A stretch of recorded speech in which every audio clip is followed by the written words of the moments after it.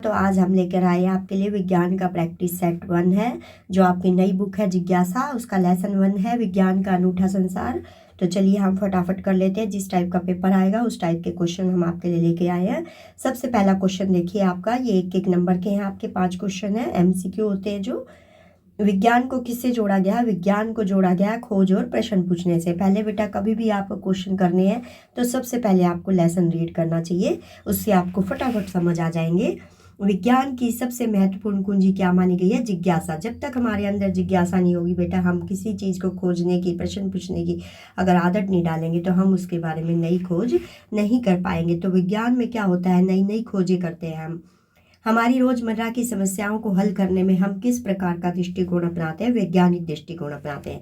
जैसे मान लीजिए हमारे घर में बल्ब खराब हो गया तो हम सोचेंगे कि ये बल्ब खराब क्यों है, कहीं इसका अंदर का जो फिलामेंट है वो खराब तो नहीं हो गया, कहीं कनेक्शन तो खराब नहीं है ना। तो ये जो बातें हम सोचते हैं ये सारे वैज्ञानिक ढंग से सोचने की बातें हैं। अगर हमारी साइकिल में पंक्चर हो जाए तो हम देखते हैं कहीं ट्यूब तो नहीं फट गई है ना। ऐसे हम जब बातें सोचते हैं अपने मन में तो ये सारी समस्याएं क्या होती है, वैज्ञानिक दृष्टिकोण इसमें अपनाया जाता है। वैज्ञानिक खोजें किसके सहारे आगे बढ़ती है? वैज्ञानिक खोजें सहारे कैसे बढ़ती है बेटा? सहयोग और समूह कार्य से। जब हमारी कलम लिखना बंद कर देती है तो हम सबसे पहले क्या करते हैं? अनुमान लगाते हैं उसके कारण का, कि हमारी कलम ने लिखना बंद क्यों कर दिया। कलम का मतलब बेटा जो आपका पेन है, कि इसने लिखना क्यों बंद कर दिया। हम देखते हैं कहीं स्याही तो खत्म नहीं होगी, कहीं इसकी टिप तो खराब तो नहीं होगी जिससे ये पेन चलता है, आगे जो टिप होती है ना बेटा। फिर तभी हम उसे फेंकते हैं जब हम उसका अनुमान लगाते हैं। तो सबसे पहला जो मेन रीजन है, हम अनुमान लगाते हैं उसके कारण का, कि ये बंद क्यों हो गई है।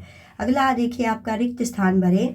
विज्ञान को समझने और सीखने के लिए सबसे आवश्यक गुण। अब इसमें आपको हिंट दिया गया है, प्रश्न पूछने की आदत। तो इसको हम क्या कहते हैं? जिज्ञासा कहते हैं। विज्ञान को समझने और सीखने के लिए सबसे आवश्यक गुण क्या है हमारे अंदर? जिज्ञासा। हमारे अंदर उत्सुकता होती है, किसी चीज़ को जानने की इच्छा जो होती है उसे हम कहते हैं जिज्ञासा।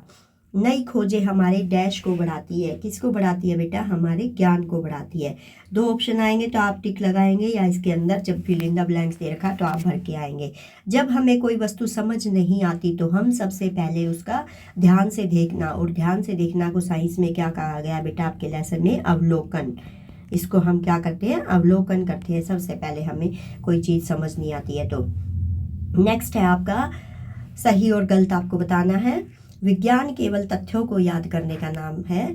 तो अभी आपने देखा बेटा, विज्ञान जो है, अभी हमने इतने सारे क्वेश्चन करे हैं। विज्ञान क्या है? तथ्यों को याद करने का नहीं। विज्ञान को किससे जोड़ा गया? खोज और प्रश्न पूछने से, जिज्ञासा से। हमारे अंदर जिज्ञासा होती है तो केवल ये तथ्यों को याद करने का नाम नहीं है। तो ये क्या हो जाएगा? गलत हो जाएगा। ठीक है। इसके बाद है, वैज्ञानिक विधि का उपयोग हम अपने दैनिक जीवन की समस्याओं को हल करने में कर सकते हैं। तो अभी आपको बताया था, जैसे हमारी साइकिल की ट्यूब खराब हो जाए, हमारा बल्ब खराब हो जाए, हमारी गैस खराब हो जाए, ये हमारी सारी दैनिक जीवन की समस्याएं हैं। तो इसको हल करने में हम वैज्ञानिक विधि का उपयोग करते हैं। तो ये क्या हुआ? सही हुआ। ठीक है। नेक्स्ट आपके देखिए, ये 11 से आपके क्वेश्चन आंसर है। मैंने इनके आंसर नीचे दे दिया बेटा। विज्ञान को एक अंतरहीन जिज्ञासा की पहेली क्यों कहा गया, और इसके साथ आपको क्वेश्चन भी दिए गए हैं। ये रहे आपके क्वेश्चन नंबर 11 से हमने आंसर दिए हैं। विज्ञान को एक अंतरहीन जिज्ञासा की पहेली क्यों कहा गया? विज्ञान में क्या होता है बेटा? यहाँ पर आपका आएगा, विज्ञान में प्रत्येक खोज, हर का मतलब होता है प्रत्येक खोज। जो प्रत्येक खोज होती है, नई जो आविष्कार जो नया होता है बेटा, वो नए प्रश्नों को जन्म देती है। फिर हमारे अंदर और से प्रश्न आते हैं। जैसे हवाई जहाज बन गया तो हम सोचते हैं, फिर हम सोचते हैं हवाई जहाज कैसे उड़ता है ना। तो ये क्वेश्चन जो है हमारे अंदर आते ही रहते हैं, कोई नई चीज़ तैयार होती है। यह एक निरंतर प्रक्रिया है। निरंतर का मतलब क्या होता है बेटा? लगातार चलती है जो प्रक्रिया, हमारे मन में नए नए क्वेश्चन उठते रहते हैं। जहाँ जिज्ञासा कभी समाप्त नहीं होती है। हमारे अंदर की जो जिज्ञासा है, जानने की जो इच्छा है, वो कभी समाप्त नहीं होती है, बल्कि हमें नए रहस्यों की ओर ले जाती है। तो आपको कहना, विज्ञान में प्रत्येक खोज, यहाँ पर जो आपका ये गलत लिखा हुआ है बेटा, मैं हर ये जोड़ा हुआ है इकट्ठा, आप इसकी जगह यहाँ लिख देंगे, विज्ञान में प्रत्येक खोज, ये वाला नए प्रश्नों को जन्म देती है। यह एक निरंतर प्रक्रिया है जहाँ जिज्ञासा कभी समाप्त नहीं होती, बल्कि नए रहस्यों की ओर ले जाती है। इसलिए विज्ञान को एक अंतरहीन जिज्ञासा की पहेली कहा गया है। अब नेक्स्ट है आपका, यहाँ आप लिख सकते हो, इसलिए विज्ञान को इसके बाद आप आंसर के बाद ये लिख सकते हो, नई रहस्यों की ओर ले जाती है, इसलिए विज्ञान को एक अंतहीन, ये ऊपर लिख सकते हैं बेटा आप, लगातार निरंतर का मतलब मैंने जो बताया है लगातार, और इसके बाद आप ये लिखेंगे इसलिए विज्ञान को एक अंतहीन जिज्ञासा की पहेली कहा गया है। अंतहीन मतलब जिसका अंत नहीं होता है बेटा। हम नई खोज होगी तो फिर से हमारे अंदर नए नए प्रश्न आएंगे, ठीक है, कहा गया है। नेक्स्ट देखिए, किसी एक दैनिक जीवन की समस्या का उदाहरण देकर बताइए कि उससे वैज्ञानिक तरीके से कैसे हल किया जा सकता है। जैसे मोबाइल फ़ोन का चार्ज ना होना। मान लीजिए हमारे पास समस्या है, हमारी मोबाइल फ़ोन का चार्ज जो है, अगर हम मोबाइल फ़ोन ले रहे हैं और वो चार्जिंग नहीं है उसके अंदर, तो हम क्या क्या सोचते हैं, उसका समाधान हम कैसे निकालते हैं। सबसे पहले हम उसका अवलोकन करते हैं। सबसे पहले हम उस चार्जर को लगा के देखेंगे और फिर हम देखेंगे कि भाई इसमें चार्जिंग स्टार्ट नहीं हुई है। तो फिर हम उसके बाद उसके क्या करेंगे, परिकल्पना होती है। हम उसके अंदर सोचेंगे कि ये चार्जिंग क्यों नहीं हो रही है, इसके अंदर हमारे अंदर नए नए क्वेश्चन आएंगे।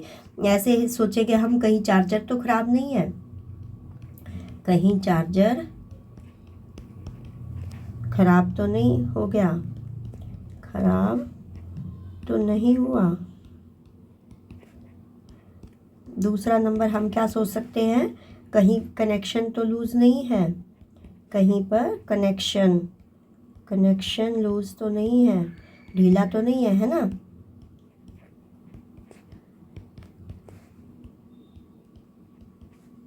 ढीला तो नहीं। और क्या सोच सकते हो आप, कनेक्शन ढीला तो नहीं है, और फ़ोन भी जिसमें आप लगाते हो, चार्जर को आप फिक्स करते हो, वो वाला वहाँ से वो भी क्या हो सकता है बेटा, ख़राब हो सकता है ना। और ऐसा भी हो सकता है कभी लाइट तो नहीं जा रही है ना, लाइट भी जा सकती है। हम ये भी सोच सकते हैं कि लाइट है या नहीं है ना।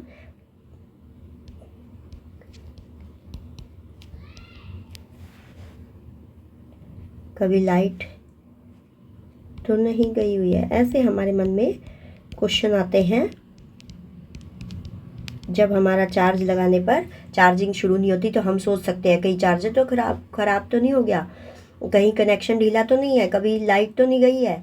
ये वाले क्वेश्चन जो होते हैं इनको हम कहते हैं बेटा परिकल्पना। इसके बाद हम परीक्षण करते हैं। परीक्षण में क्या करेंगे, हम दूसरे चार्ज या पोर्ट का उपयोग करेंगे। फिर उसके बाद निष्कर्ष क्या निकला, समस्या चार्ज या फ़ोन के पोर्ट में हो सकती है। ये हमने निष्कर्ष निकाला कि या तो चार्ज में होगी या फ़ोन के पोर्ट में होगी जिसमें आप लगाते हो चार्जर को, ठीक है बेटा। अब था आपका 13 क्वेश्चन देखिए, वैज्ञानिक खोजें अकेले व्यक्ति से अधिक समूह में क्यों सफल होती है।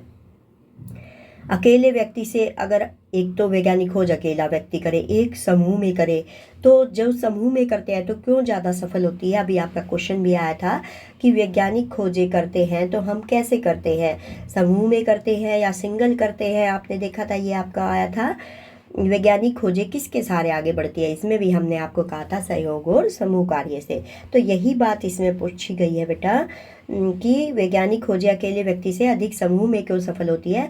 समूह में क्या होता है बेटा, विभिन्न विचार, सबके अलग अलग विचार होते हैं, कौशल होते हैं, सबके अनुभव होते हैं, उन सब का क्या होता है, संयोजन होता है, जिससे समस्याओं का समाधान अधिक प्रभावी ढंग से किया जा सकता है। इसलिए वैज्ञानिक खोजें जो होती है अकेले व्यक्ति से अधिक समूह में अधिक सफल होती है, ठीक है।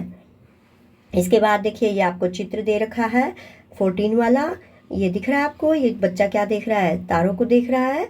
इस दृश्य से जुड़े कोई दो वैज्ञानिक प्रश्न लिखिए जो बच्चा सोच सकता है। तो बच्चा क्या सोच सकता है बेटा, तारे इतने दूर क्यों हैं, तारे टिमटिमा क्यों रहे हैं, ये क्वेश्चन आप इसमें डाल सकते हैं। आपके मन में भी जो कोई क्वेश्चन आए आप ये भी लिख सकते हैं। तो ये क्वेश्चन इस जो बच्चा सोच सकता है हमने लिखे हैं, इसका आंसर हमें क्वेश्चन लिखना है, उसके मन में क्या क्वेश्चन आ रहे हैं। ऐसे आपके मन में भी अगर कोई क्वेश्चन है तो आप इसको भी लिख सकते हैं कि बच्चा ऐसे भी सोच सकता है।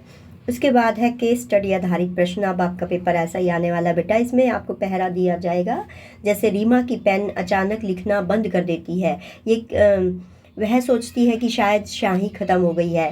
पेन खोल कर देखती है कि स्याही है, फिर वह सोचती है कि स्याही सूख गई होगी। रीमा किस प्रकार की सोच का प्रयोग कर रही है? तो इसमें कौन सी सोच कर रही है? वो तार्किक सोच का प्रयोग कर रही है। और यह प्रक्रिया विज्ञान के किस चरण का उदाहरण है? यह परिकल्पना का निर्माण है। इसके अंदर परिकल्पना का निर्माण हो रहा है। तो ये विज्ञान के, जब कोई हम सोचते हैं बेटा क्वेश्चन, तो वो होती है हमारे अंदर परिकल्पना। इसको हम इंग्लिश में हाइपोथेसिस कहते हैं बेटा। Okay, bye bye. Next video में फिर से मिलेगी सुदेश मैम। बाय बेटा।